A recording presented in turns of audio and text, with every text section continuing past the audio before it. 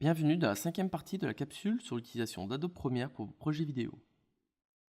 Dans cette cinquième partie, nous allons aborder le panneau d'options d'effets.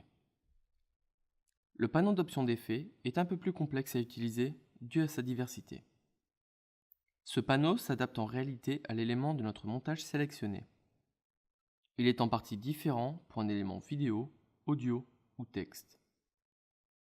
En réalité, le fonctionnement est similaire, mais les options affichées varient. Nous allons commencer par le panneau correspondant à un élément vidéo de base, sans effet ajouté.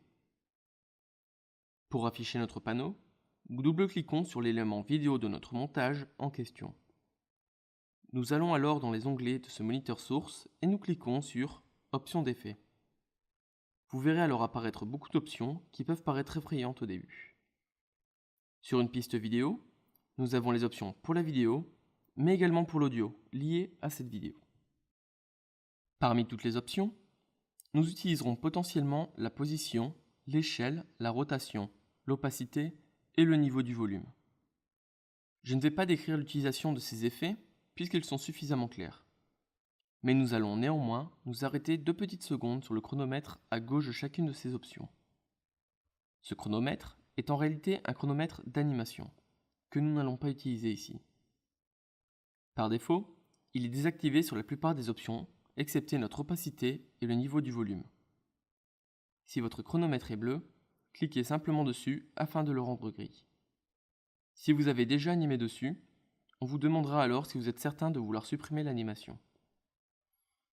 Le panneau d'options d'effets audio est identique à celui de la vidéo. Exception faite que nous n'avons que la partie audio, nous n'allons donc pas nous attarder là-dessus. Vient enfin le panneau d'options d'effets pour le texte. Le début du panneau est identique aux options pour la vidéo, sauf que la partie audio est remplacée par la partie texte.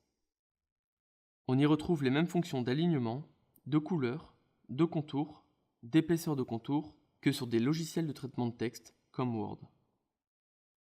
Nous allons juste nous arrêter sur l'option ombre.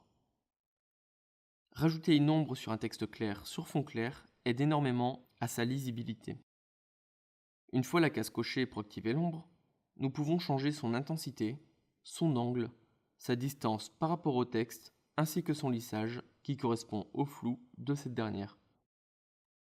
Maintenant que nous avons abordé l'utilisation des moniteurs, nous allons aborder la finalisation de la vidéo dans la partie 6 de notre capsule sur Adobe Premiere. A tout de suite.